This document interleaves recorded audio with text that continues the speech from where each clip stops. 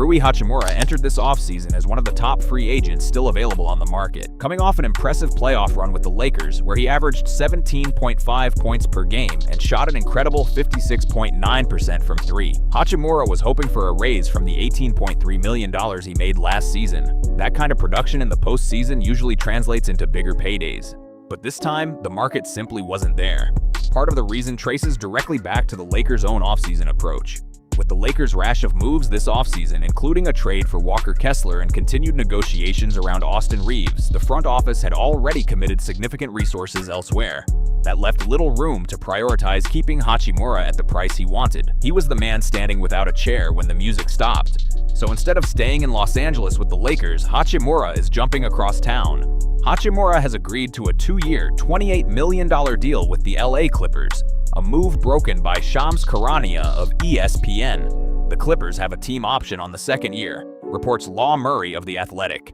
That option gives the Clippers flexibility heading into the following offseason, while placing some uncertainty on Hachimura's long-term security with the franchise. Behind the scenes, there was actually an earlier version of this deal in motion.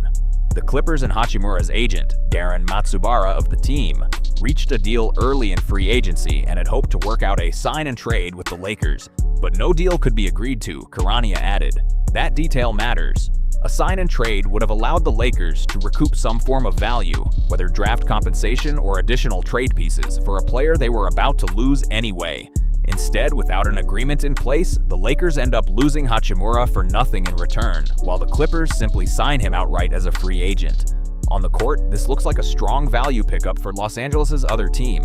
Hachimura is a solid pickup for the Clippers, adding a 6-foot 8-inch forward who scored 11.5 points a game and shot 44.7% from three-point range last season and has shown the last couple of years that he can step up in the playoffs. That distinction is important. His regular season role has been steady but modest, yet his playoff scaling ability has shown up repeatedly, most recently in that 17.5-point, 56.9% three-point shooting stretch with the Lakers. For a Clippers team built around postseason aspirations, that kind of proven playoff jump carries real weight. The timing of this signing also lines up with a broader shift in the Clippers' roster structure. With Kawhi Leonard headed to Toronto, Hachimura could start next to Brandon Ingram as the forwards, with Darius Garland and number 5 pick Keaton Wagler as the guards. Losing a player of Leonard's caliber typically creates a gap at forward, and Hachimura's size at 6'8", combined with his shooting ability, positions him as a direct fit to help fill that void. Playing alongside Brandon Ingram gives the Clippers 2 front-court scorers capable of creating shots, while Darius Garland and the number 5 pick, Keaton Wagler, anchor the backcourt. There are financial mechanics behind how this deal gets structured, and they come with consequences. The Clippers can make this signing with the non-taxpayer mid-level exception, which will hard cap them at the first apron of the luxury tax, or they can just use cap space. Either mechanism the Clippers choose triggers the same restriction, a hard cap at the first apron. Once a team is hard capped, it cannot exceed that specific salary threshold for the remainder of the league year, no exceptions.